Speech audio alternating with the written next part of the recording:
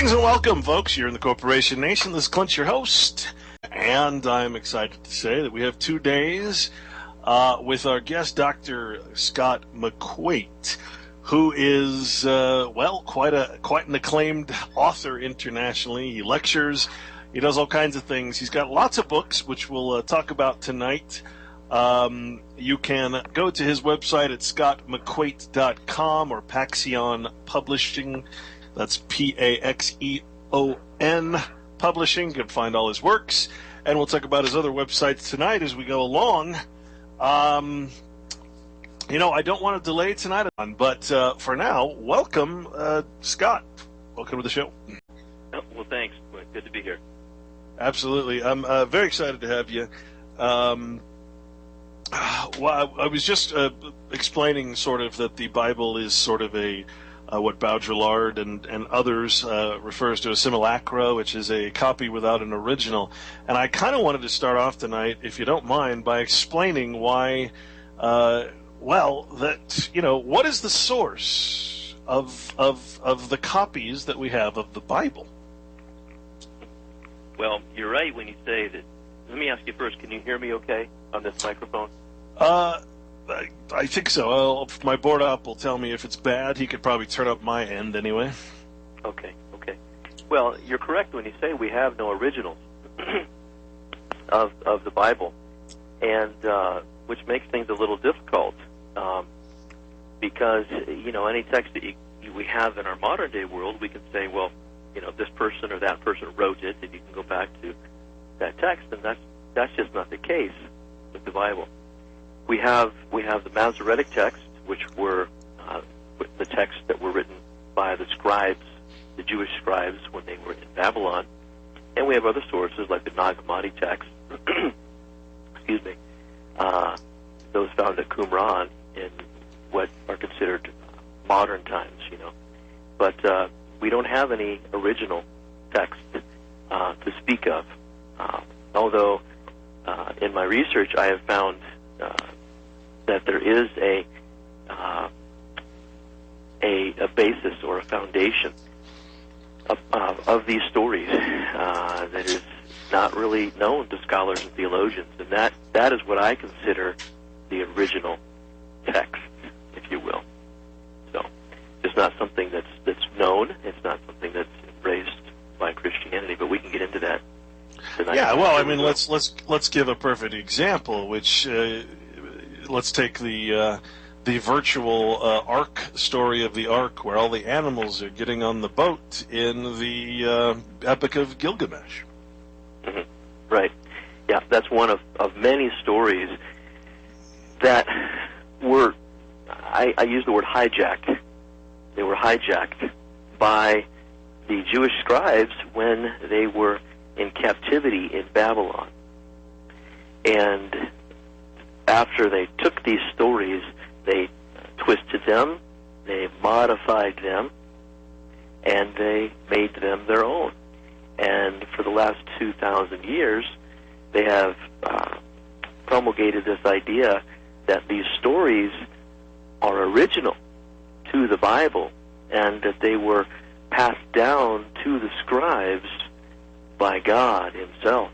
They were inspired to write these things. And this is where we get the whole doctrine, the erroneous doctrine of the inerrancy of the Scripture. And this is why Christians are taught, don't question it. It was given to the scribes by God. It is perfect, without flaw, and you can't question it. You need to just accept it as it is. And that is just, it's just not true. It's ludicrous when you look at the facts. It's a false doctrine. Well, let's talk about then your history and how you got into this. First of all, how you've plenty of books to back up everything you're saying, which I wanted to talk about. But the amount of time that you've spent researching both the etymology and the history and the different concordances and all of the different sources for the language of the what we call the original texts, which seem to be copies of something that we can't find an original for. How did you get into this? Because I'm sure, like a lot of us, we're told to read the Bible, but we're not, we're supposed to come back to the church for study. We're not supposed to really, get into it, study the words. We're just supposed to read it, and then they'll tell us what it means.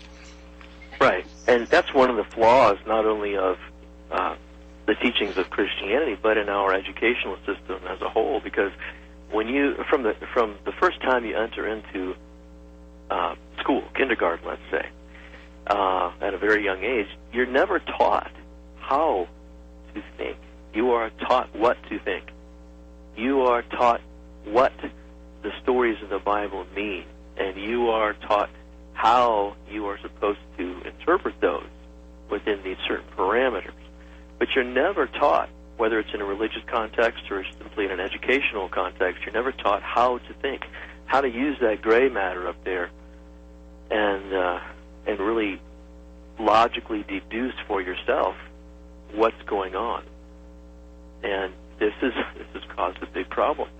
And this is one of the things that really got me into this to begin with, because I was one of those guys that, I would sit in the front of my class, whether it was in high school or college, university, graduate school, seminary, whatever. I would always want to really be into what was going on, and I sat at the front of the class and would raise these questions that my oftentimes world-renowned biblical scholars did not like to hear because they could not provide answers for them.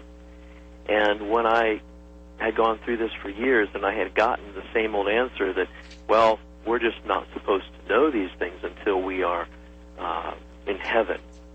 I got that for the last time, and I said, the Bible that I study says that we are to study to show ourselves approved, rightly dividing the word of truth. And that word dividing in the Greek is orthotomeo, means to cut. And you cannot cut something unless you separate it from the thing to which it was previously attached. That's the nature of cutting. And they wanted me to accept everything as a whole, without question, and take it all.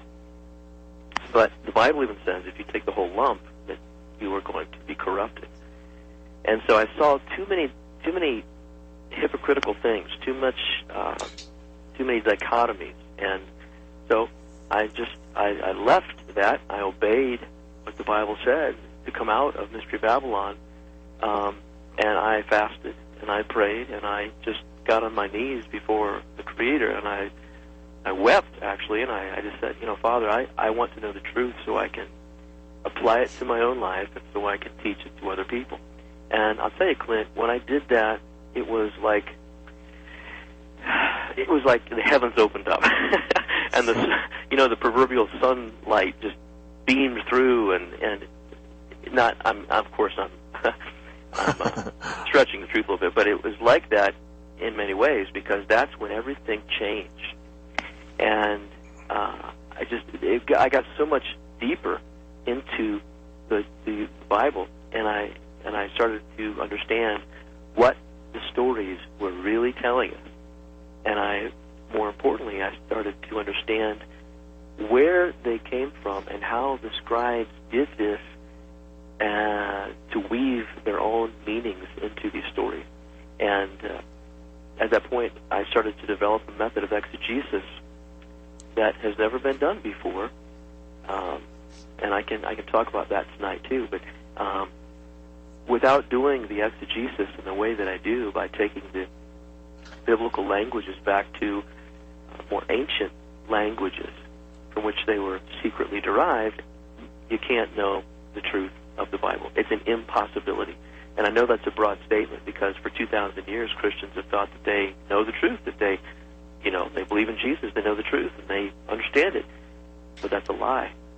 And as a matter of fact, Jesus, who I refer to as Esu, warned that this would happen vehemently. And, like it says in Daniel 12:4, Daniel was told to seal up the book until the time of the end, when knowledge would increase and people would be going to and fro in the earth. And that statement, those verses, what it's talking about there, about the book being sealed, was done around 600 years before Christianity was established. And what was in that book, the all-important truth that was in that book, was not supposed to be revealed or made known until the time of the end, which is the time in which we're living right now. So the elephant in the room, is the question: what has Christianity been teaching for 2,000 years? If the truth that is all important was closed and sealed up by the mandate of the Creator 600 years prior to the establishment of Christianity. And that's what I do. I open that book. I've done that for about 15 years now, and I expose the amazing, life-changing truth that has been hidden since that time. Well, I'll tell you what. I mean, we are experiencing right now one of the most frightening, I could say medical, but really we're talking about science when it comes to the genome, the epigenome, and all of the different things, cloning and chimeras, and all of the things that we, of course, see in what I now refer to as the first cycle that this was talking about way back when, where there's evidence of technology that was far surpassed us thousands of years ago. So don't fool myself anymore in the notion of us coming from cavemen, etc., etc., etc. And of course, the language of the Bible is so much more advanced than our current, if you will, babble that we're speaking. So what we have now is an attack in every way, shape, and form on the very DNA structure, the very genome and epigenome, all the switches that express personality and functionality of the body, personality and behavior and everything else. And that sounds a lot like the Bible. And what you've exposed, and why I really wanted to talk to you specifically, besides all of the other amazing information that we'll go over, is the notion that the Bible and the words in the Bible are so much more advanced than what we give it credit for. And DNA is a big part of that. So I'd like to start you off at the beginning, which is what? In the beginning, what happened? Bereshit, in the Hebrew, in the beginning. Mm-hmm. Yeah, that's how I like to start whenever I do a lecture or an interview like this, because it's so important to start in the beginning, because that's where the foundation is laid. And the foundation that has been laid for Christianity, and really for the entire world, is crooked. And when you start off with a flawed foundation, or you build a foundation in an improper way, everything that's built upon that foundation is crooked. The problem is we've been conditioned to believe that it's straight. But you see, what happens when you do that is eventually, the further along you go, the more stories, right? The more stories you add to that foundation, it begins to look like the Leaning Tower of Pisa, and pretty soon it is divided against itself. The stories start sliding off and it crumbles. Jesus warned about this. He said, "A house divided against itself will not stand." And he was talking about several different things when he said that. But we are coming to a climactic point in our history when so many things that have been built upon this faulty foundation are crumbling right before our eyes. And whether you talk about families, you talk about husbands and wives, the way children talk to their parents today is a travesty. Divorce is at an all-time high. You've got companies, businesses falling apart. You've got the whole financial structure falling apart, not just in the United States, but around the world. You've got, you've got the Christian church that has more denominations than it ever has before, with more than 40,000 schisms. They say that they're just denominational lines, but they wouldn't even be there if there weren't disagreements between Christians. They're schisms. They're factions. And you see this everywhere we look in our world, including the earth itself, which is crumbling and falling apart. So they're not the same house, is what you're saying. What is not the same house? The denominations pretend to be the same house, but they're Right. not. They're against each Absolutely. other. Yeah. Absolutely, that's correct. They are. They like to pretend they are, and they teach that they are, but they're absolutely not. So how did this all happen? What was what started all this? Well, let's go back to the beginning of Genesis, and let's see if there are some misconceptions in the very first book of the Bible. And now, I want to preface this by saying to those who might be listening, I know you've got a wide listening audience, and it's probably made up of people who are of different denominations and different religions, and some people might be agnostic or atheist or, have some other kind of views. What I'm going to share tonight is appropriate for any person listening. You don't have to be religious. Matter of fact, you're better off if you're not. If you're an atheist, an agnostic, a Muslim, a Hindu, a Christian, you need to really pay attention, please, because, and I say this humbly, but what I'm going to share with you tonight, no one else is going to share with you, because other people are not aware of this information. The Father's really blessed me, and the information that I share is supposed to come out at this time in history for a reason. It is to set you free. It's like many ancient gurus and teachers said, like Jesus, he said, you will know the truth, and the truth will make you free. You're not going to be free because of a scientific body of knowledge or a way of thinking that's connected to religion or a philosophy. You're going to be free when you hear and decide to embrace the truth. That's the bottom line. So tonight I'm going to share with you some of the things that have convoluted the truth, and hopefully when we're done here tonight, you will understand that this information I'm giving you is unlike anything you've ever heard. So let's start, Clint, by going back to the beginning, Genesis. And we're told that in the beginning God created the heavens and the earth, right? And you go through that chapter, and Christians are taught that, first of all, this is the all-powerful, omniscient, omnipotent Creator doing this work. Okay? There's a problem with this, though, and that is that the word used for God, for instance, in the beginning, God, right, is Elohim. Elohim. And Elohim means judges, rulers, magistrates, and angels, right? It does not, and it means gods also, with a little g, plural. So rulers, magistrates, gods with a little g, and angels. Well, now, never...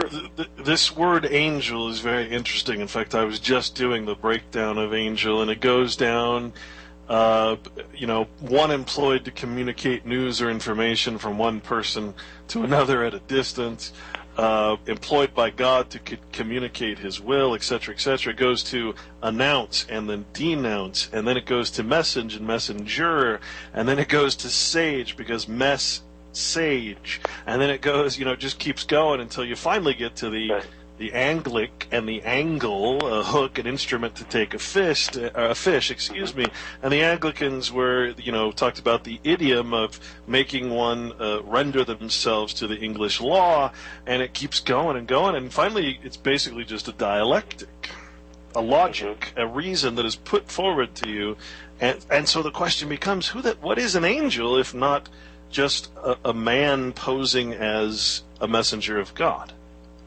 Well, these angels were what we think of as angels in the Bible, and they are absolutely inextricably linked to the dialectic. I just wrote a book about that called Christianity versus Islam, the End Time Dialectic Exposed, and this is where that dialectic begins. And I'm going to show you where this began. A dialectic really is a two-sided schema, and we'll get into that in a little bit. But I do definitely want to touch on that. But let's go to Genesis 1:1 first and see how subtle the lies have been woven in, and how the truth has been exchanged for lie within the different religions of the world. And this is where it begins, because Christians are taught that this is God. This is the all-powerful, supreme Creator of everything doing this. But that word Elohim never has, nor will it ever mean, the supreme creator. Never has. And as an example of that, of somebody posing as the true supreme creator, trying to do something that they should not do, let's look at what this chapter really tells us. If you go down through this chapter, you see various things that are brought about. You see the sun, the stars, the moon. You see plants and animals, and eventually man. And at the end of this chapter it says, and God looked and saw that everything they had made was good. And so Christians are taught that everything that was manufactured by this entity they call God was good. But there's a big problem with that. Because during this manufacturing process, if you go down through this chapter, you will see that there are two words, very distinct words, that are used for the manufacturing of the different things that are brought about. You have make, which is the Hebrew asah, A-S-A-H, and you have create, which is the Hebrew word bara, B-A-R-A. There's two different words used because there's two different manufacturing processes used. Man was created because partway down the chapter there it says, and God said, in other words, Elohim, angel, said, let us make man in our image. Let us asa man in our image. And they were asking, this is why it says, let us. They were asking permission.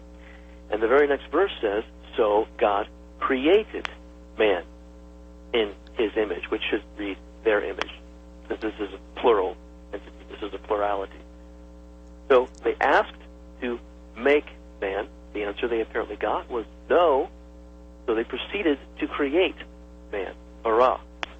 The problem with this is, when you go down to the end of the chapter, it says, so God looked and saw that everything he had made, asa, was good. Man, however, was not asa. Man was bara. Man was created.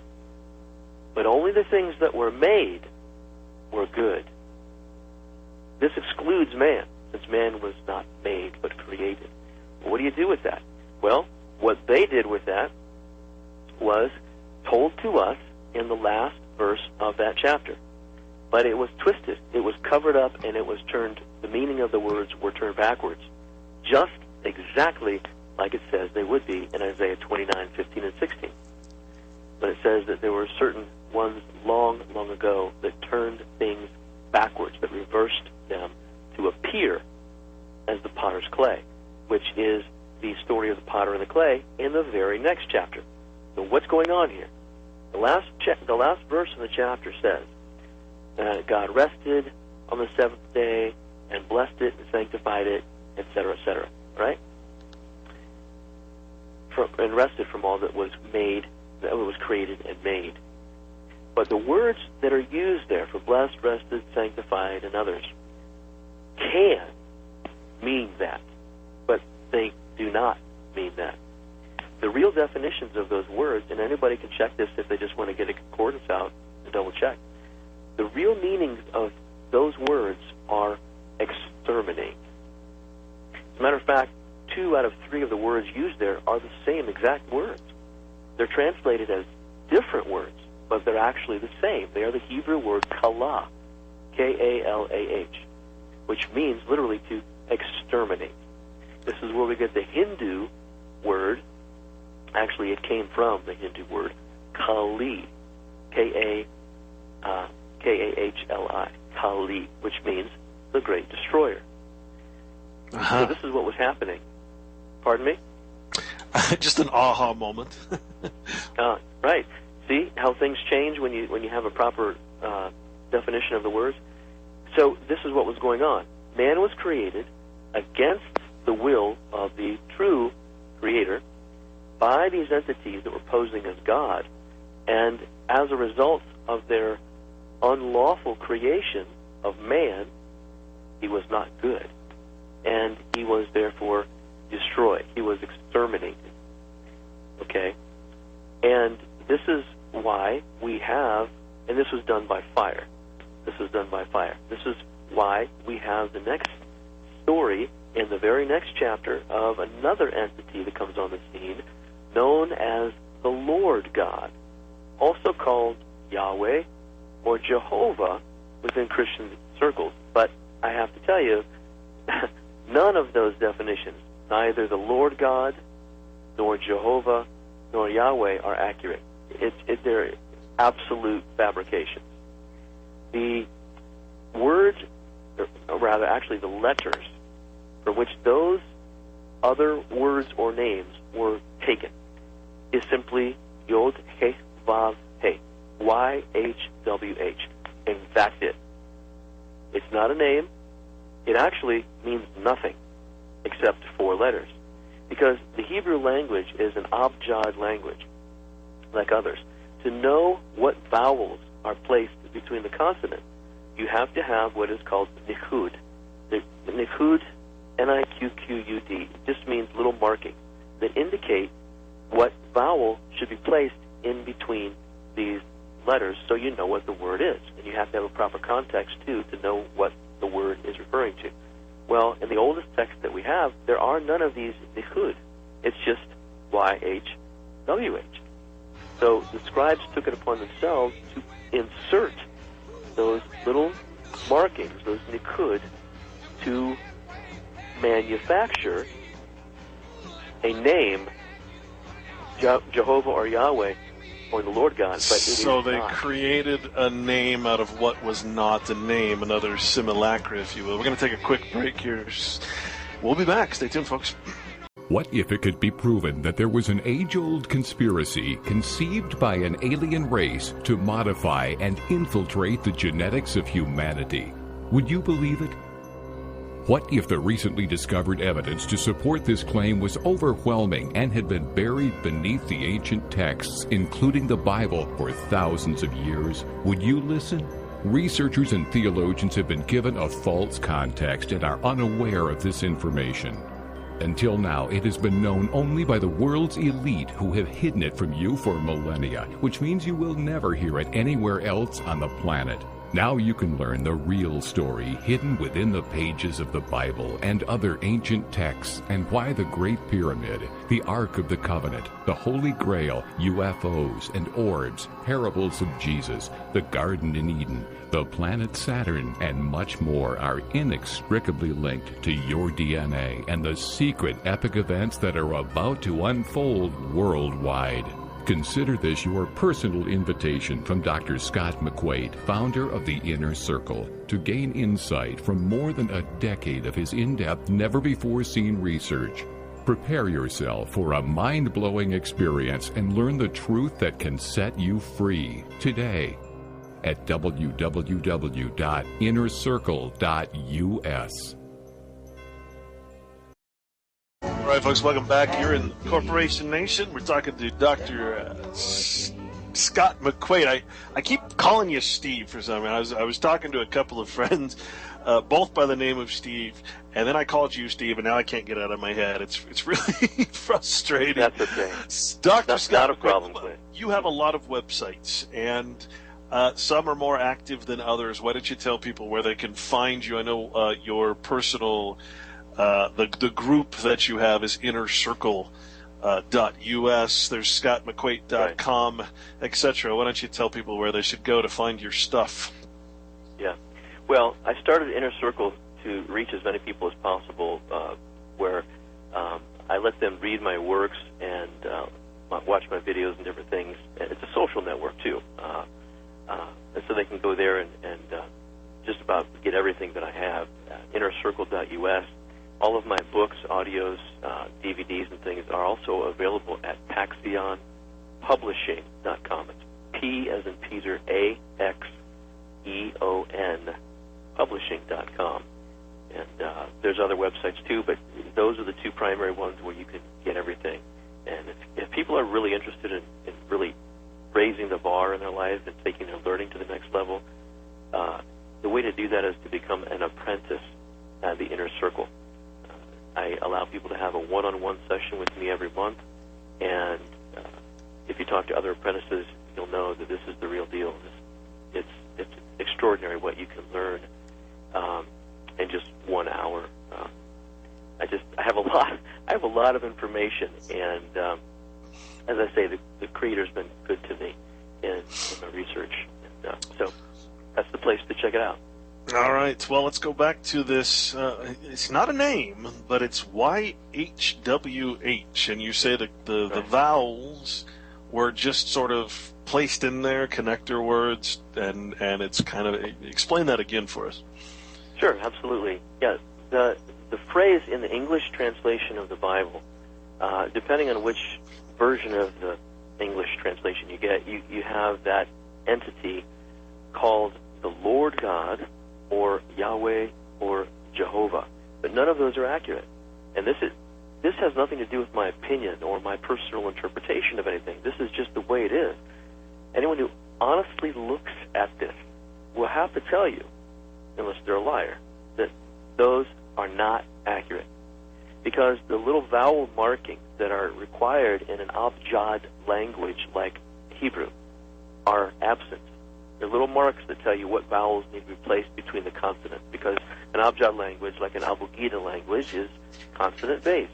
And so you have to have those little markings to tell you what vowels are there, and they're absent. Okay?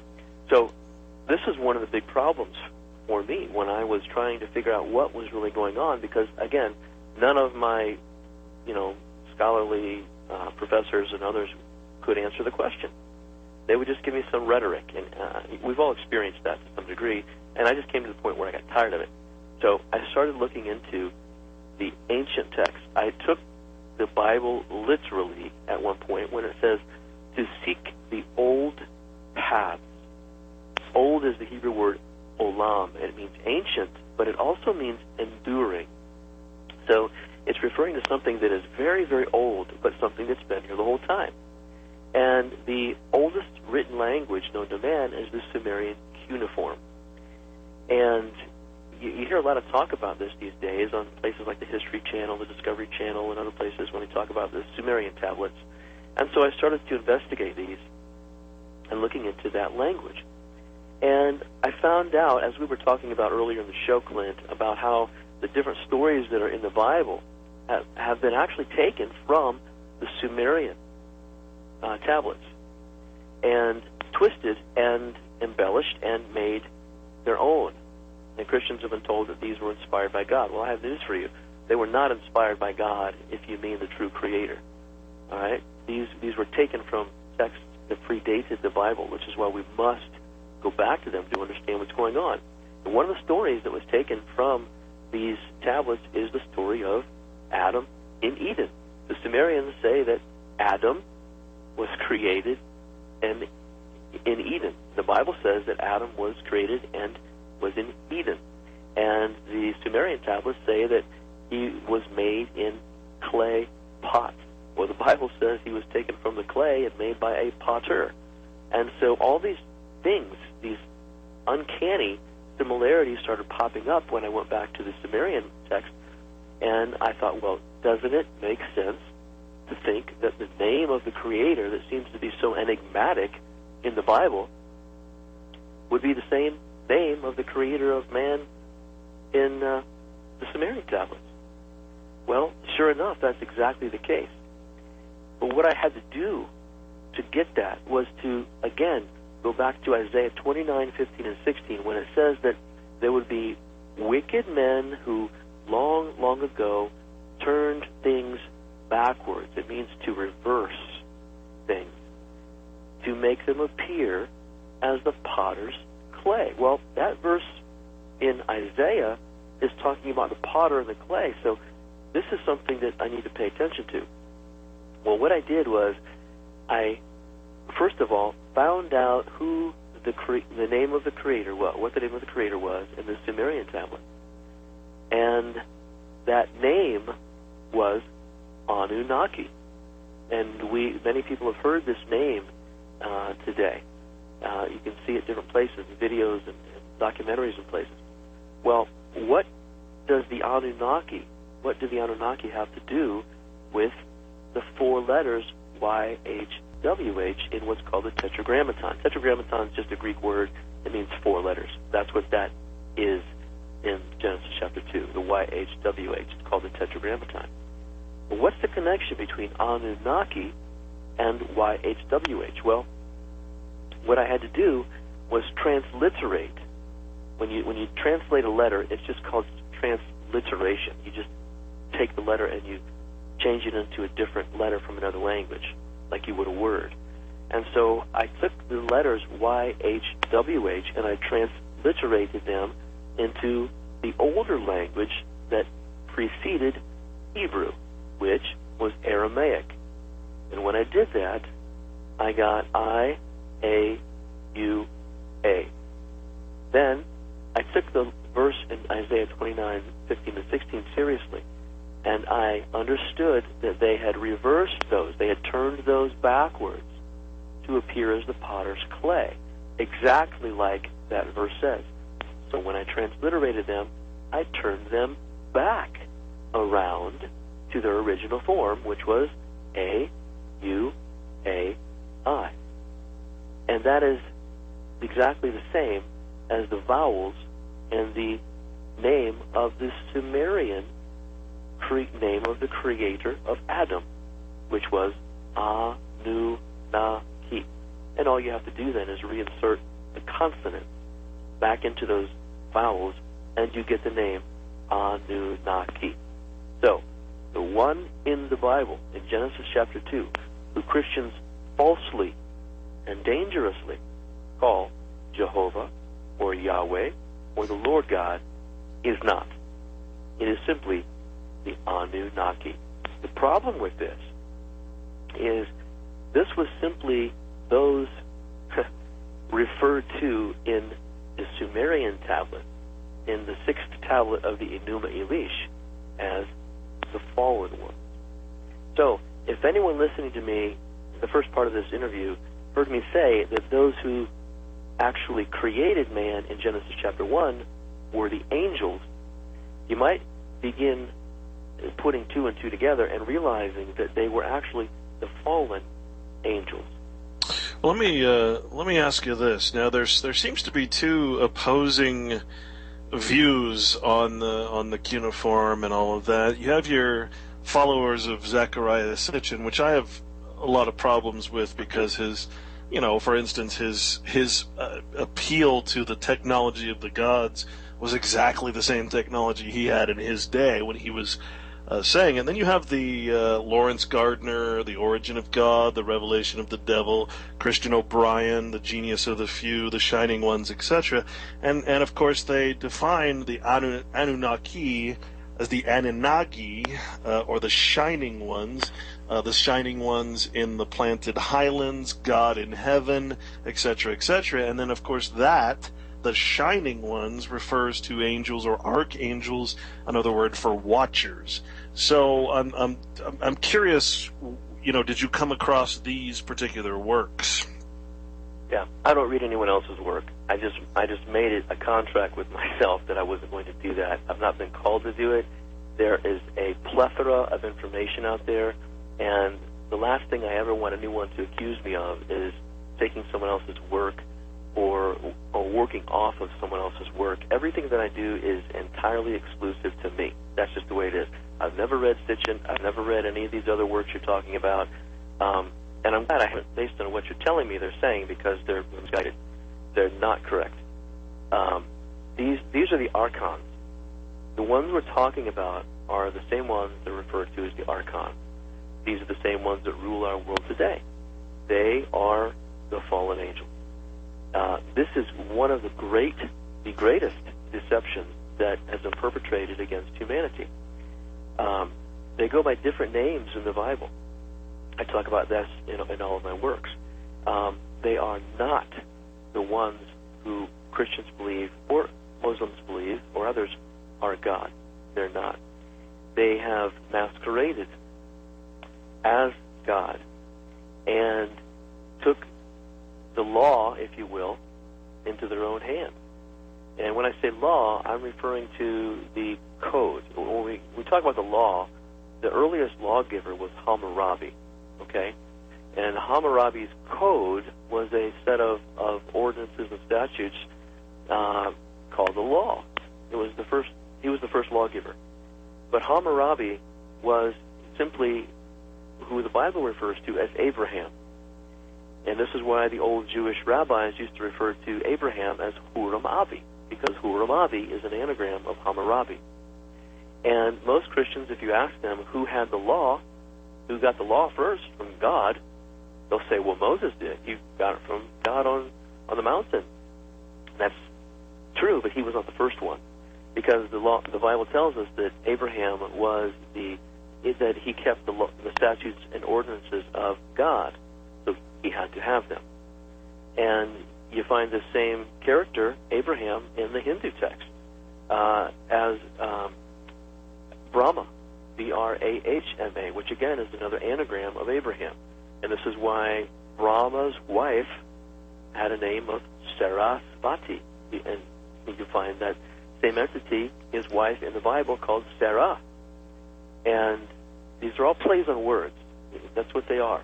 They're references to genetic material. But you see, there's so many things like this in the Bible. This is why I've had to write about a dozen books so far on these issues, because it's time to clear these things up. Everything that we've learned, whether we've been in a church or whether we believe in God or not, we've all been what I call Christianized. And when I say this, I'm not trying to hurt anyone's feelings or create, a bad feeling between anybody and myself. The truth is hard. Well, the truth is a hard pill to swallow. We've been Judaized is a more accurate term. Well, that's exactly right, because Christianity is more accurately called Judeo-Christianity. And you say, well, what does this mean? Well, when you go back to the first chapter of Genesis, go back to the word Elohim, what does it mean? One of the main things that it means is judges, Judejes, or rulers. They're the same ones in our world today who work within the judicial system, who use juries, who have juris doctorates, who work within or rule over jurisdiction in a system of jurisprudence. Okay? And it goes on. It's like, as hard as this is for people to not understand because they're not smart, but to grasp that these are the entities living among us today who look like us, who have hijacked the genetic material from the beginning. It's like the movie from back in the 80s, I think it was, called They Live. It's about a guy who finds this box of sunglasses in an alley, and he puts on a pair of sunglasses, and he can see through the facade of the skin of a lot of people, and he can tell they are not us. They are not human. They are living among us. And they're the elite. They're the wealthy. They have riches, and they rule. And these are the ones who rule over us today. We think that the law that is implemented in our world is a code of morality. Let me tell you, that's a lie. The law in our world has nothing to do with true righteousness or morality or ethics. It is put in place for one reason, and that is to control you to a financial end, period. There are thousands and thousands and thousands of laws that are in the system of justice, right? And anytime you break one, you pay a penalty, a financial penalty or otherwise. It's all about money and banking, because you have been banked, and that's what they do. They bank you. They bank the genetics, they bank the blood, they bank the sperm, they bank every single thing in our world today. And in a context like this, Clint, where we've got a specific amount of time within which we have to work and I have to convey this information, it's not as easy for me to get all this information out to people. So I've had to write the books. And it might be a little difficult for people to grasp that this is actually reality. But I assure you, if you let me teach you, if you read the books, you will be blown away, and there will be absolutely no doubt in your mind. And the thousands of people that have been through the inner circle will tell you the same thing. It's life-changing. Well, I suppose one of the problems is that a pair of sunglasses doesn't give you microcellular vision, does it? Doesn't let you see the RNA and DNA, does it? Mr. Piper, who was the star of that, one of my favorite movies, by the way, he sent a tweet out not that long ago, and he said, They Live was a documentary. We're talking to Scott McQuate. Scott, this is just a real quick, just a few minutes, and then we'll be back for a longer section next hour. And we also, hopefully, have you tomorrow, too, to continue on this. Yes. Good. I might just keep you all week. Oh, no, I can't do that. But, I appreciate you taking the time to do this, and, of course, admire anyone who's trying to sort of reach out there digitally and knock people on the heads and say, look! So Elohim, scribe, God, magistrate, king, queen, mayor, judge, pope, kind of all the same thing, isn't it? Well, it really is. All of these titles are for people who work within the justice system, or the judicial system, if you want. It's all really the same thing. It's been set up to extract from you, right? And that's what these entities do. And that's, I have to go back a little bit and explain how we got to this point, and it will make more sense when I explain how the genetic manipulation took place. So let me take just a minute to do that, if I may, Clint. Absolutely. We're taught that God did this, and so people think that, well, we are made in God's image. When you understand that we were actually made in the image of the fallen angels, it puts a whole new twist on things. No pun intended, because actually that's what the root of Elohim means. It literally means to twist. If you go back to the Hebrew and you look at the root of Elohim, it means to twist. And so this is literally why our DNA is twisted. It was never supposed to be like that. And the reason it is twisted is because something very specific was added to the DNA, to the genetic material. And this happened in Genesis chapter 2. When we're told that entity called Jehovah or Yahweh, which I've explained is simply an alias for the Anunnaki, who the Sumerian texts call the fallen ones, okay? It says that entity took something from Adam, right? They took a rib from Adam. And within Christianity, we're simply taught that, yes, there was an incision made, and actually one of his literal ribs was taken, right, to create Eve. Well, that's not really what happened. The word rib, which is selah in the Hebrew, is literally a play on the word ribose, or ribonucleic acid, or RNA.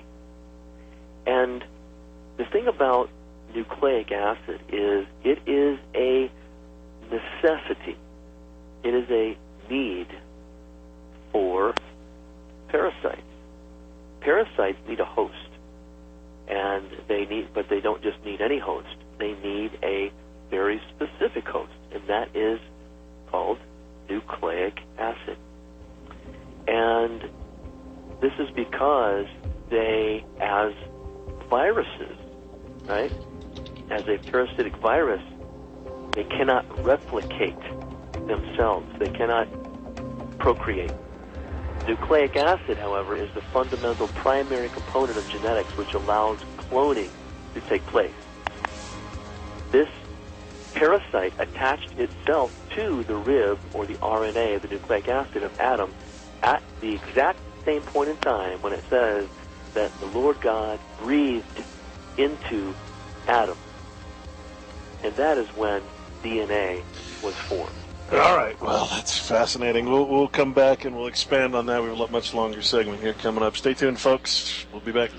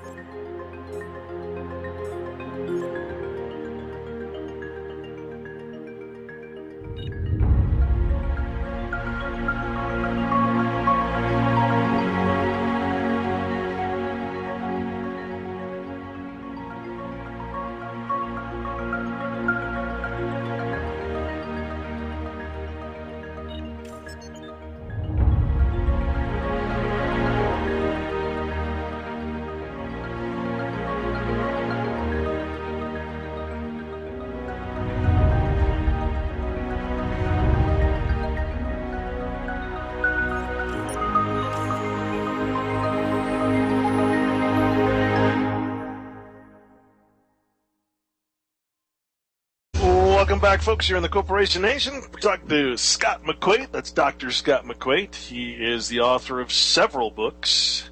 Paxion Publishing, that's Paxeon Publishing.com. ScottMcQuate.com will get you there, too. And we also, if you're interested in learning a lot more and getting a sort of a personal angle here, InnerCircle.us is his, well, if you will, social networking and learning group. Scott, we got cut off there. You're talking about the notion that when the magic trick of taking Adam's rib out of Adam and creating Eve, who was tempted by the serpent, or the Serpenta, and then original sin, and all of these different things. This is what you were referring to the term exegesis, I believe it is, which is the study of all these things. Can you explain what exegesis is before we go on, and then get back to this whole fascinating topic of DNA, RNA? Sure, Clint. Yeah. Exegesis, E-X-E-G-E-S-I-S, right, is simply, it just means to interpret, but I don't really like to use that because it carries with it the idea of some kind of personal opinion, and that's not what it's about. It really is talking about uncovering, to unveil something, so you can see what it really is about, and that's what it is. It's within the system of hermeneutics, the science of interpretation that is taught to different people of different studies, but it's primarily taught within the seminaries to interpret biblical languages. So, well, why in the heck would isn't that named after the god Hermes? Well, yeah, and this is you hit the nail on the head. This is why. I mean, this literally is why pastors and theologians will never, ever understand what the Bible is truly telling us, because they have been taught a system that is based on the principles of Hermes. Hermes is where we get the name hermeneutics. Hermes is the primary figure upon which Freemasonry and the Illuminati base their philosophy. You can call him Thoth, you can call him Mercury, the messenger of the gods. This is not this is a reference to a fallen angel, is what it truly is. Now, there's much truth in Hermetic philosophy, but it is also blended with lies, or what Jesus or Asu referred to as leaven, yeast, which breeds infection and causes sickness, like in our bodies. So this is why I had to, and I was actually called to and led to develop a system of exegesis, right, that's never been done before, to actually find out what these things in the Bible were telling us. And that's what I teach my apprentices at the Inner Circle. And it takes the Hebrew, the Aramaic, the Greek, the different languages, and breaks them down into the logograms, usually of the Sumerian cuneiform. This has never been done before, and to my knowledge, no one else does this, but there's a reason for that. And when you do that, it just opens up everything. It's like a flower blossoming, and all of the different stories and the allegories and the parables of the Bible finally make sense. That's what all my books are about. And this is the same thing that I had to do in the beginning here in Genesis to find out what was actually going on.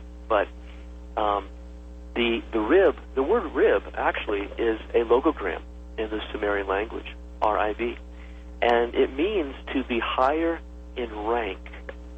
Okay? Now, the Bible tells us, well, first of all, I should say that the rib is a reference to the ribose molecule. The ribose molecule, or RNA, ribonucleic acid, is five-sided, like a Chevy symbol, like a chevron, okay? And it's like a star, right? We all learned to make stars when we were kids, the five-sided star, and that's what a ribose molecule is shaped as. Now, the Bible tells us that Lucifer would place her throne, right, above the stars, or among the stars of God, and rise up to rise up like God in doing so. Well, what this is talking about is this thing that was placed into the genetic material called the rib of Adam, right, or the RNA, to manifest Eve. Now, you can think of the stars as the stars of God, of the Creator, of the true Creator, and in infusing or splicing this other piece of genetic material, molecule, if you will, into the genetic material of Adam, Lucifer manifested herself as Eve, literally. Because remember, I said that RNA is necessary for the parasite to live, to survive, and to replicate itself. That's what a parasite needs, is nucleic acid. And this is what happened, literally. This is why the word Eve in the Hebrew and the root of the word Yahweh, right, are the same. The root for Eve and the root for Yahweh, or the tetragrammaton, which is Hava, are both the same in Eve and the tetragrammaton. And that word Hava means to fall, or to fall out, as in to fall out of favor. And this is what has happened. The one who rebelled from the Creator, which we read about in Revelation chapter 12, which is a woman travailing to be delivered. I want you to think about these words, people who are listening. The woman was travailing to be delivered.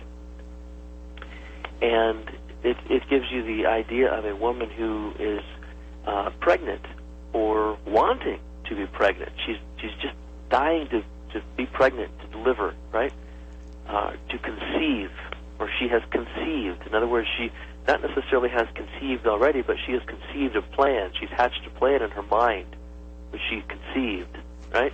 And she's dying to manifest this thing. And that's what she did. She died. She died to manifest the thing that she had conceived. And that story is told in the Ark of the Covenant. She was a fallen angel. She was the leader of the fallen angels, literally. She took a third of the stars, okay? And which the word for star in the Greek is aster, and it means not only star, but it means angel, too.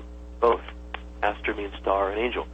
These are the fallen angels, which we read about in Genesis chapter 1, that created man, who posed as God.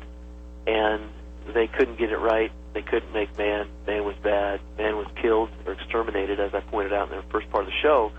And so the leader came down, called Lucifer, and literally, through genetic alchemy or genetic modification, if you will, took the ribonucleic acid called the rib of Adam, which is the necessary component for cloning in our genetics,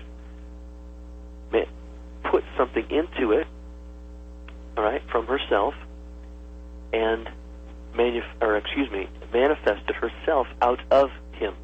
That's why the root of Eve, which is Hava, and the root of the tetragrammaton, which is Hava, are the same. They mean to fall, just as the fallen angels, and just as the word for Anunnaki in the Sumerian tablets means the fallen ones. So what's going on here? This is altogether different than what we're taught within the church, within Christianity, but that's what the Bible said would happen, that the truth would only come out in the end times. And Jesus warned about it over and over. In Matthew chapter 23, as a matter of fact, 7 times in a row, he warned about the leaven of the Pharisees and the scribes, which were the ones who wrote most of the Bible. He called them liars. Jeremiah 8:8 flatly, plainly tells us clearly that they were liars. And Jesus said it. He told us over and over again, but we didn't listen. That's why it says in 2 Thessalonians 2:11 that because people did not love the truth, God handed them over to a strong delusion that would cause them to believe a lie. And these are the same ones that the Bible elsewhere tells us are those who loveth a lie. This is why when I teach these things, inevitably every time I get a lot of hostility and animosity from Christians, because they are the ones who love the doctrinal lies They've never researched the things themselves. They just believe the doctrine. So then the question becomes, again, we describe. The word scribe can be taken so many different ways, but one of those ways is agent, attorney, and of course, what is a priest but an attorney for God, an agent of God, a messenger of God. So when the Bible says, "Woe to ye attorneys," and I believe it even says, transliterated anyways, "Woe unto priests," does it not? It does. And these are the same ones that in the book of Matthew, Jesus thanks the Father. He thanks the Father for hiding these things from the sophos, S-O-P-H-O-S in the Greek, which means pastors. Okay, it's not. It's there. It's there. These are the same ones who, in Babylon, in Jeremiah 2:8, in Jeremiah 10:21, Jeremiah 12:10, Jeremiah 22:22. Jeremiah 23:1 and 2, and elsewhere in the book of Ezekiel.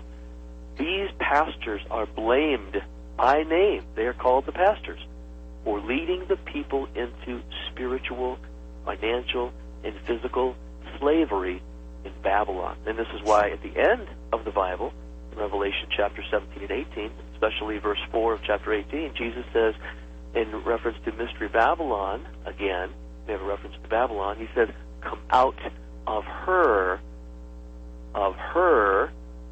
reference to Eve and other things, as we can talk about, my people, so you do not partake of her sin and suffer her plagues." So, like it says in Ecclesiastes, we live in a cycle. What has been before will be again. There's nothing new under the sun. They were led into Babylon early in the Old Testament by the pastors.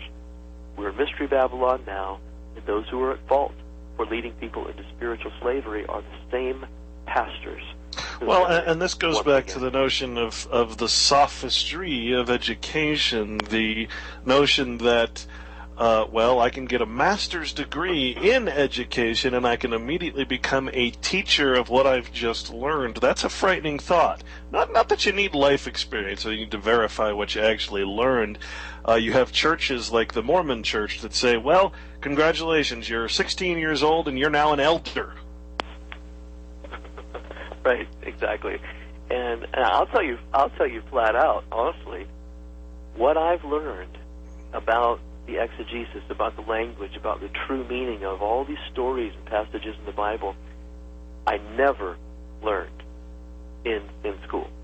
I've got my bachelor's, my master's, my PhD, and I've even got more than that for almost probably another degree. But that was good for me to get a basic foundation. But I am an example of how someone who goes through those kinds of things can regurgitate it. People have told me for years I should have my own church. It would be huge and all this kind of stuff. I don't want that. I don't want to regurgitate the kind of stuff that I was taught. I want people to know the truth and what's going on so they can be free.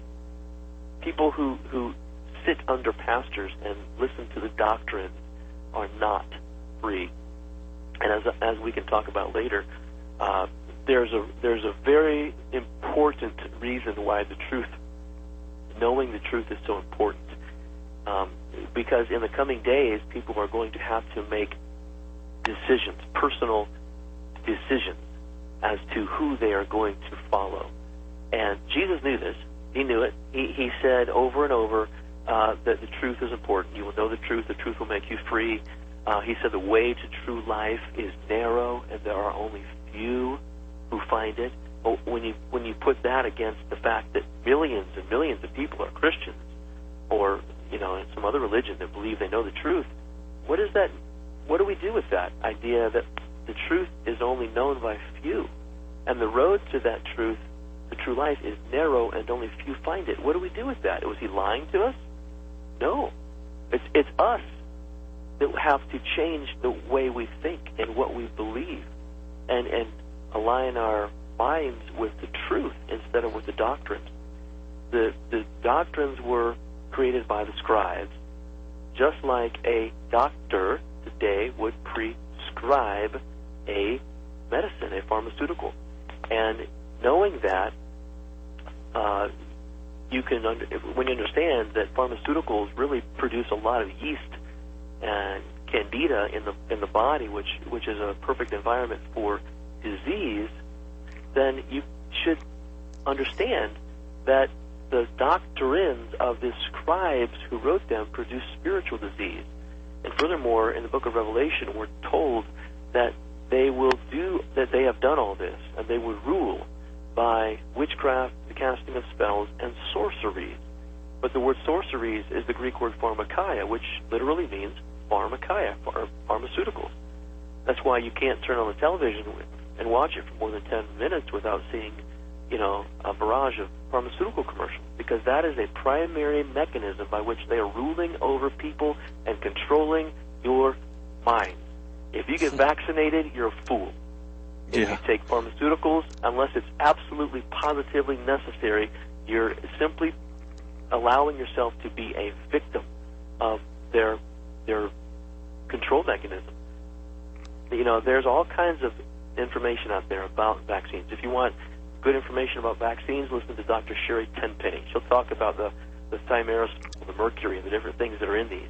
And listen to the videos about the VA2 gene. I think it's called the VAT2 gene, which is a gene in the body that literally they can now turn on and turn off. And why that's important is because that gene is what enables a person to have an interest in God. Yeah. They literally can turn it on and off. And the man said, who was giving the lecture, stated openly in public that the way they are going to turn off this gene is through the flu vaccine. They just came out and said it. I mean, people, this is not science fiction. This is like 1984 in your face. Right. Well, this was all reality. predicted by Rudolf Steiner, by Aldous Huxley, and these weren't predictions as much as they were explaining what's going to happen through the technocracy, through the scientific dictatorship that he called it, Mr. Huxley. So, yeah, absolutely. We speak of this often, and I was going to ask you, because we've come to the conclusion that the word archon comes from archaea, which is the extremophile life form, prions, and all of that stuff. And it is our opinion that the quote-unquote archons, again, aren't aliens from space in the thought that we perceive the movie version of aliens, but are in fact the very things that attach to their RNA-based life on Earth, a competitive life form from all DNA. And they're much more ancient than the life on Earth, the DNA life on Earth, and that is what RNA is literally what controls the DNA. And so the word archon actually stems from that notion that some parasite, as you say, is in your body, and it's controlling the expression of your genes through the epigenome, et cetera, et cetera, et cetera. And that isn't there some correlation that you uncovered with the Serapenta, the serpent, the symbol of the very medical profession, which I'm trying to think of the name of, can't remember. But isn't that the double helix, and is that what we're talking about when we say that the nucleic acid was added to it? Right. Well, first let me tell you, you're right on the money when you talk about the archons. If you look at like Luke. In the New Testament, Luke chapter 12, verse 58, it uses the word arche, which is from the word archon, to refer to the magistrates. Okay, so when you look at the word archon, it's the same as Elohim, because that's what Elohim means also, the rulers, the judges, and the magistrates. So we're looking at two different words, which is one of the ways that they confuse everybody. Two different words which actually mean the same thing, refer to the same entities, and yes, this is how they rule. In the beginning, they literally manifested themselves into humanity from their mother. To be quite frank, this was Lucifer disguised as Jehovah or Yahweh. I break this down in my books, and I go through in erudite detail how the words correlate to the Sumerian logograms, how they were taken and twisted and created new Hebrew and Greek words out of them. So you'll learn everything about this if you get into this and read the books and things. But this is how they did it, through the genetic manipulation. When we hear in the Bible that Eve was seduced or beguiled by the serpent, right? The knowledge of the serpent. What this literally translates as is Eve was seduced by the knowledge of the Serapenta. That word Serapenta is the root of it is Nachash, the root of which is Hallel, which is where we get the word double helix DNA. Comes from the word Hallel, which is the shining one. It's a reference to phosphorus. Okay, phosphorus shines.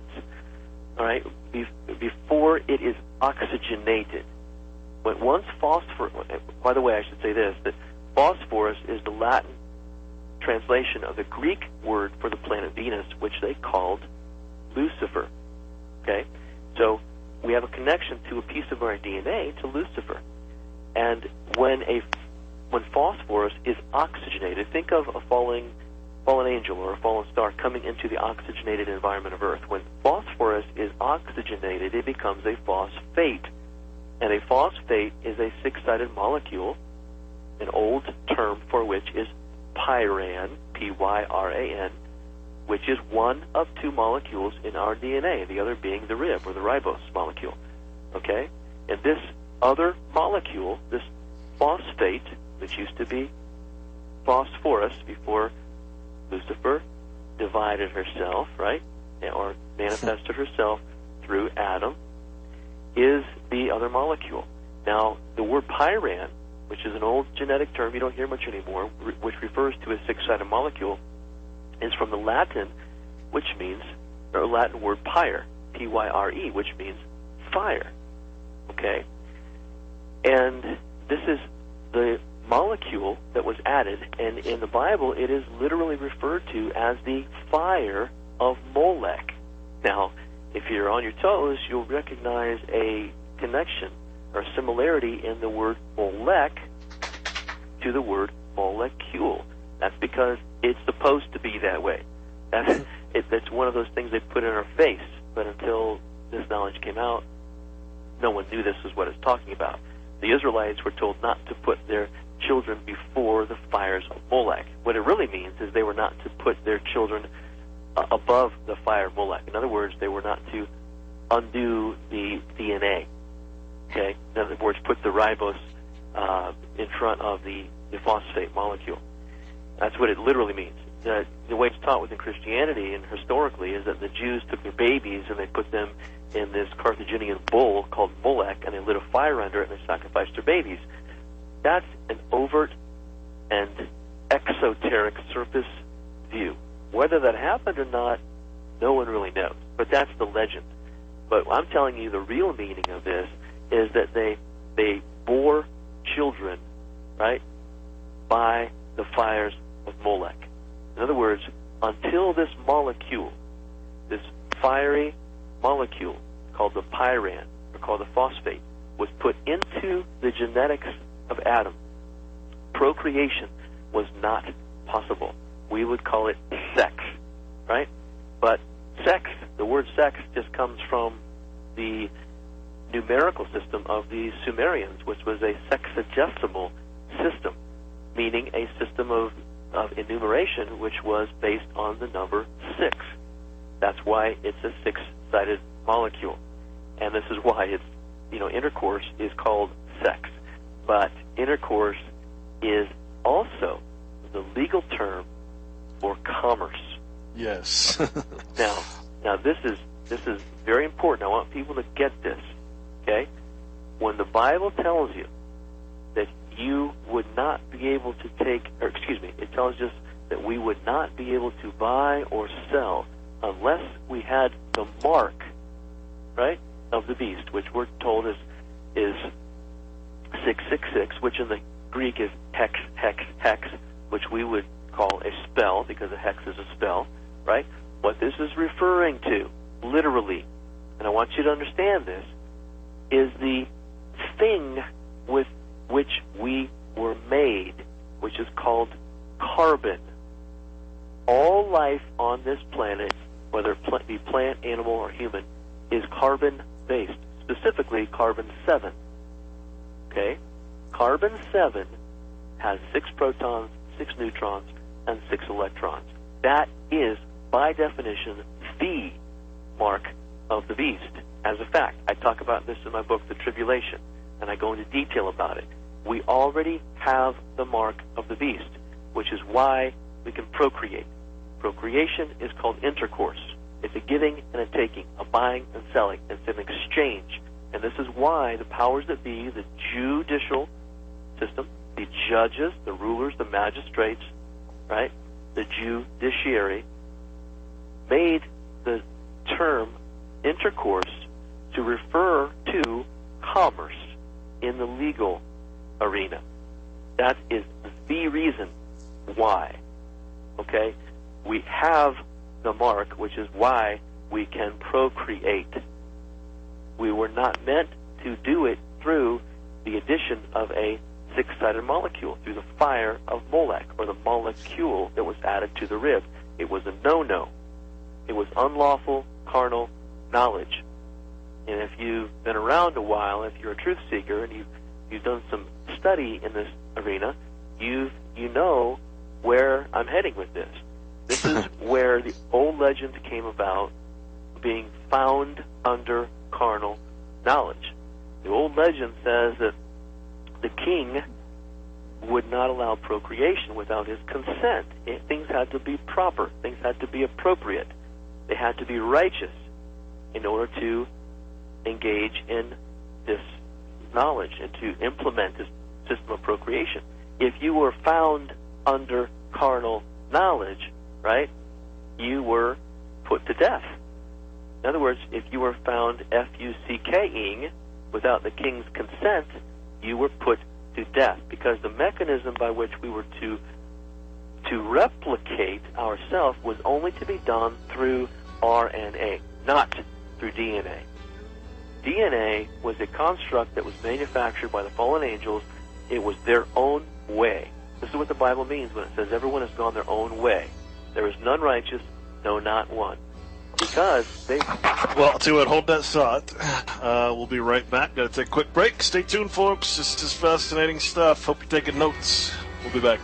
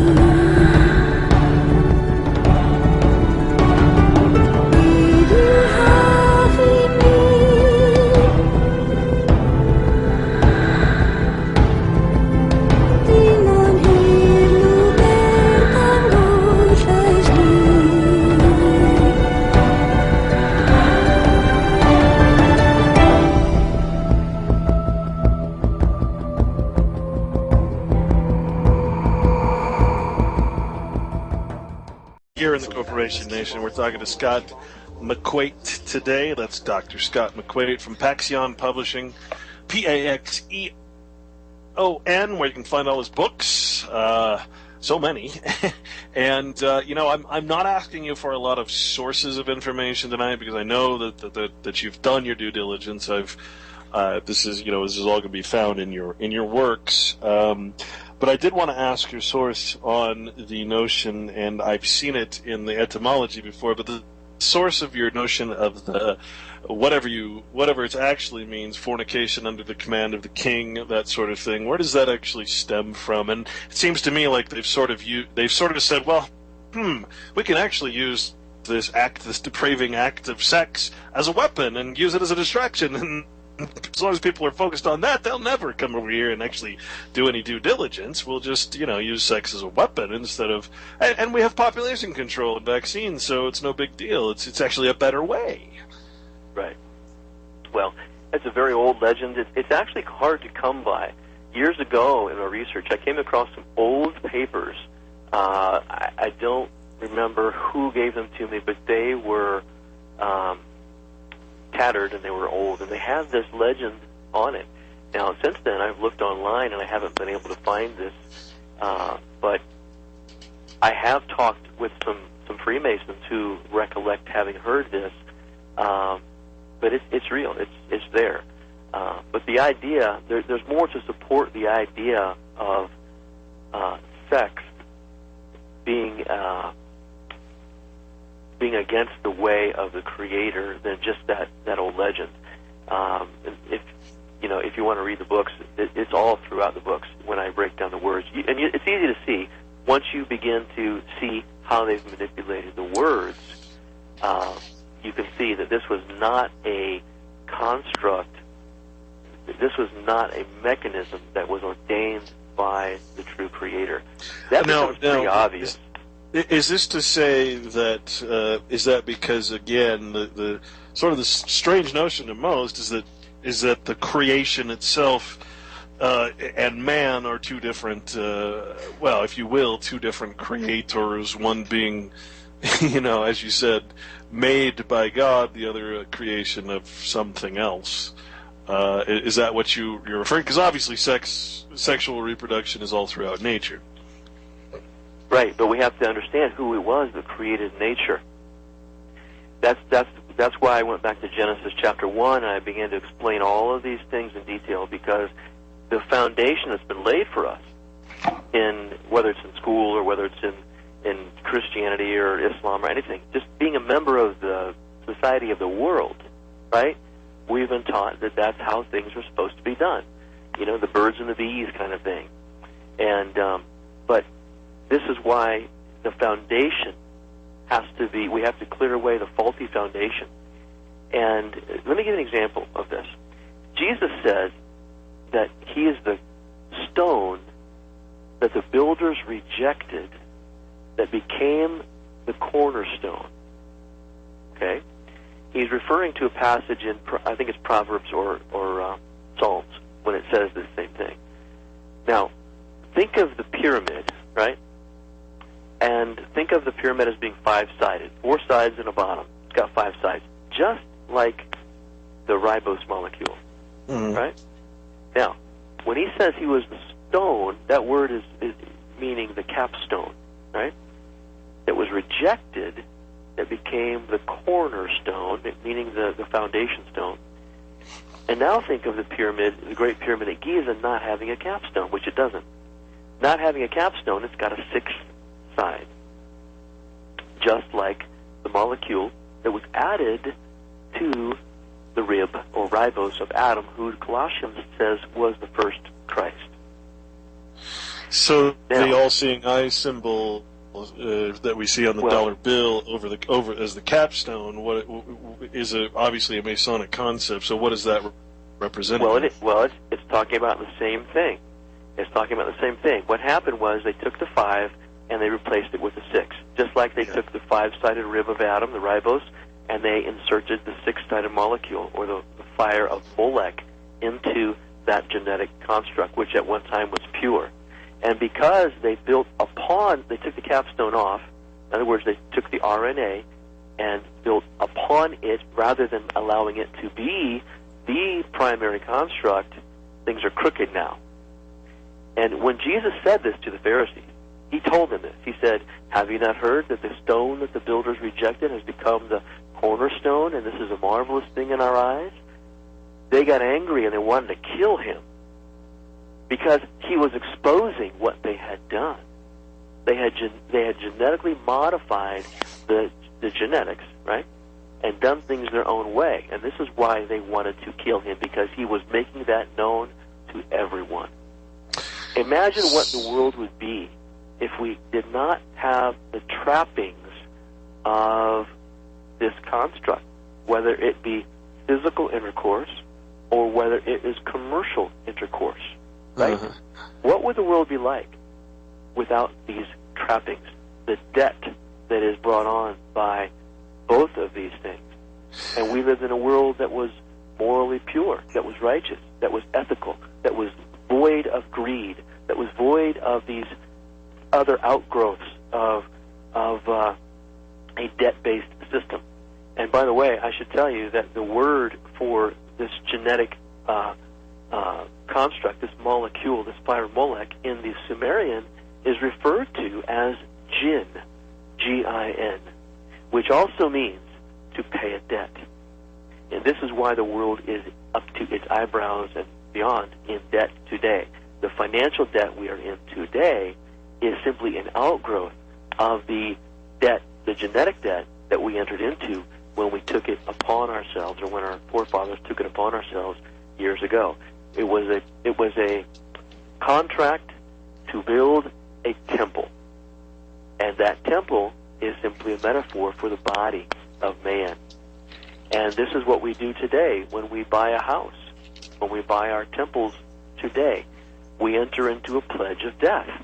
Mm-hmm. And people, homeowners say, well, what is he talking? What pledge of death? I went down to Wells Fargo and got a loan. What's he talking?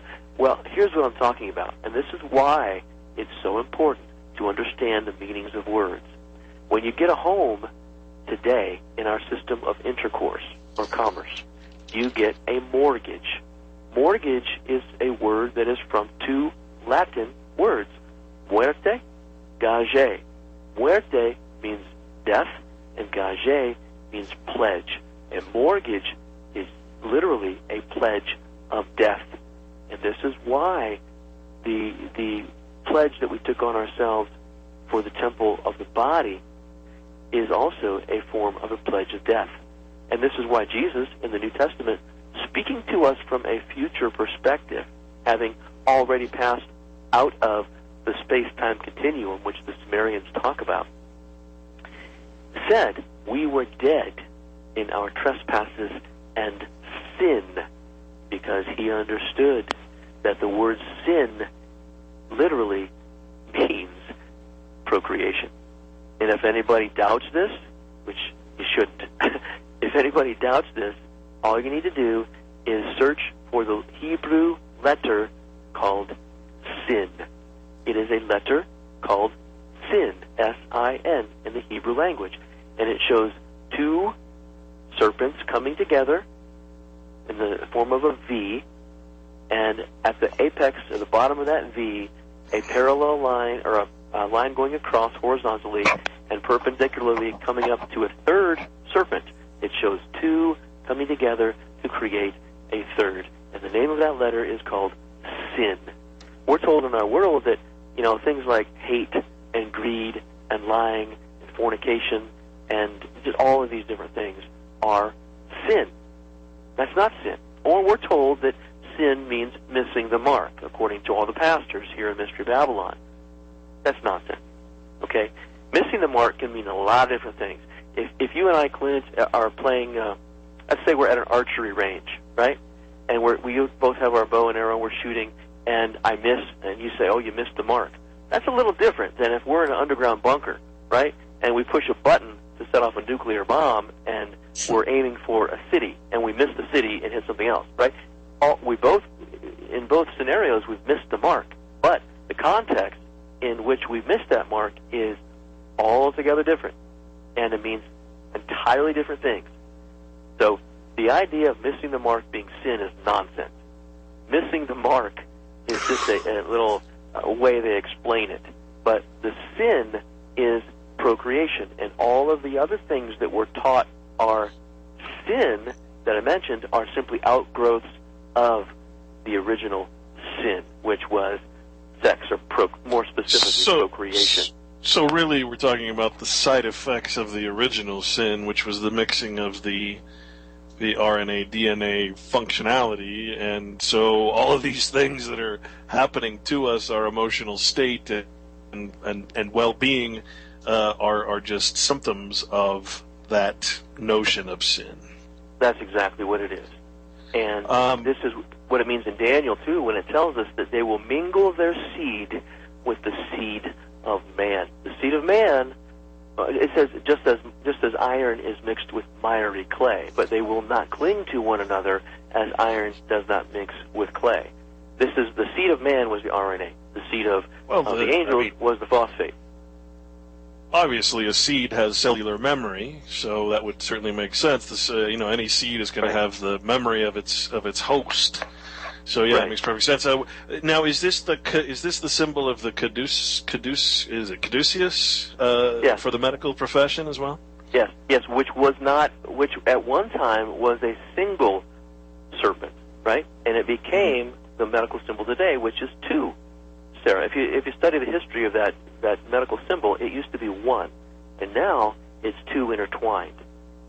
And that's why they have to use pharmakeia, like it tells us in the Bible, to rule by, because they need to constantly repair this construct of DNA that they unlawfully created. And I didn't really get to finish explaining what it meant when it says that Eve was seduced by the knowledge of the serpent. Mm-hmm. That word in the English serpent, I talked a little bit about how it was, the root is nakash, and the root of that is hillel, which is where we get the word helix, right? But in the English, this word serpent is a play on two words. Sera, S-E-R-A, right, which is from the Hebrew word seraphim, which is a reference to an angel with 6 wings. Again, a reference to the 6-sided molecule. And penta, which is a Greek word which means 5, which is a reference to the 5-sided molecule. Sera, penta, therefore, is simply a reference to the double helix DNA made up of a 6-sided molecule and a 5-sided molecule, and that is the knowledge of that DNA is the thing by which she was seduced when she was in the form of Lucifer, and she manifested herself as Eve through her knowledge of the Serapenta, which is what she was seduced by. This is what it literally is talking about. It wasn't some fruit from a tree. It was the fruit that she wanted to obtain from Adam's fruit of his loins, which is why in the book of Ezekiel, Adam is called a tree. And she did this, just like it says in the book of Isaiah, so she would never be childless and she would never be a widow. But it says that she did not consider the end of her actions, and they would be taken from her in 1 minute. What's the parable of the trees? Then if Adam means tree, and they're cutting down trees... Well, this is what they were doing. If you look at 2 Kings chapter 6, when the sons of God, which is simply a reference to the fallen angels, it says they were felling trees. And they were doing it with, and I really hope people are taking notes because this is good stuff. They were felling trees with axe heads, okay? And this is what was done to Adam with the molecule. So what's the connection of the molecule with which Adam was felled and the axe head with which the sons of God were using to fell trees? Well, if you recall earlier in the discussion, I was talking about how the Sumerian logogram that it correlates with this same molecule, the phosphate, is jinn. Now, incidentally, jinn is a reference in the Arabic language. It's spelled D-J-I-N-N.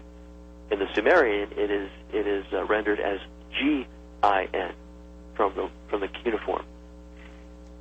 But in the Arabic, it's a reference to the demons. Okay, again, a reference to fallen angels. But in the Sumerian, this logogram, G-I-N, literally means not only to pay a debt, like I mentioned earlier, but it also means axe head. So, again, we have sufficient evidence to show that this molecule of the phosphate, which at one time was phosphorus, which is Lucifer, is one and the same as the axe with which Adam was felled when his rib or ribos was used to splice two, because these are the parasites. Now, this is also, if you remember, I said the word was pyran, an old term used in the genetic arena to refer to a six-sided molecule, or a six-sided genetic construct, really. And this is why the word vampire is used, even exists, because the word these are the succubuses. These are the ones who extract from you. These are the ones who take your seed. These are the ones who deplete you of your energy in many different ways. Taxes, your orgone energy, which is created only when a man and a woman have intercourse. The sweat of your brow. They take your wages. In lots of different ways. These are the vampires. And the word vampire is from the Latin word vam, V-A-M, which means tween, as in between, and pyre, which means, again, fire. So vampire, the ones who suck your energy, suck your blood, take your sustenance, right, are represented by the fire between. That is, again, a reference to the molecule of the pyran that is between the rib or the ribose molecules of Adam, or humans, which makes up DNA. And this is why the Bible says that Dan is a serpent. Well, tell you what, we'll be back. Hold that thought.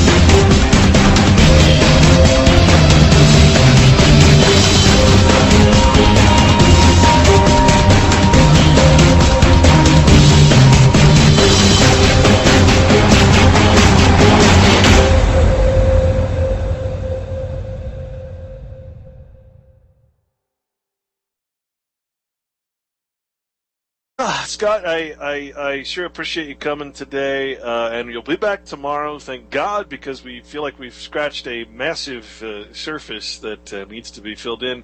PaxionPublishing.com will get you to Scott's works, his books, also InnerCircle.us will get you to his social media site, which you can join, and you can get a lot more information, including one-on-ones with our guest today. Really, really fascinating stuff. I'm sorry that we had to cut you off there at the last second. You were talking about how that all related to, I believe was it ham? We were talking, what were we talking about when we closed? About the Serapenta? Or what were we on at that point? You were just about to relate it to a character in the Bible. Was it Shem or Ham or? I'm not sure. Well, that's okay. I lost it. It's fascinating stuff. There's plenty of Scott McQuate interviews on the online. We only have a couple minutes here, but I did want to say that maybe tomorrow we'll certainly get into this notion. But you know, you keep referring to the six-sided star compared to the five-sided star, and right. You have, of course, America with its five-sided stars, and you have now America's basically permanent bonded ally for some reason, which is Israel, which, of course, right. The obvious is that they display the six-sided star. And, of course, the six-sided star being the Seal of Solomon, the five-sided star being the Lesser Seal of Solomon. Obviously, there's some correlations here, and we'll get into that tomorrow. But fascinating stuff, I gotta say. Again, thank you. Now, the word God is just the final question. I heard that you said it was coming from a GU. Mm-hmm. Right. Yeah. Everyone around the world has come to believe that the word God is a reference to the supreme creator. If you go into the jungles of the Amazon or Africa or other places around the world, and you don't speak the language, but you point your finger in the air and you say God, They say, oh, yeah, God. They know. People know what that little word refers to in our society, in our world. But that's a lie. That word literally is a reference to the ones who unlawfully manufactured this place. And it is a reference to the Sumerian logogram GU. The logogram GU literally is pronounced God. But in the English, we would pronounce it, if you pronounce it with a soft G, like George or geography or something, we would pronounce it Jew. These are the ones who Jesus said, these are his words. He said, those who say they are Jews are not. They are of the synagogue of Satan, in Revelation 2:9 and Revelation 3:9. This is one of the primary reasons that they rule the world, through the banking system, through Hollywood, through the financial system. Oh my goodness, it's just the way it is. And people who get up in arms and say, well, they're the chosen people of God, remember what the word God literally means. So those who say they are God but are not is another way of saying those who say they are Jews but are not, huh? Precisely. And that bond between America and the U.S. will soon be broken, just like the DNA will soon. Well, yeah, and they had to create this whole concept of a state of Israel and fly that flag before they could break it up and symbolically. So, well, thanks, Scott. We'll see you tomorrow, same time, same place.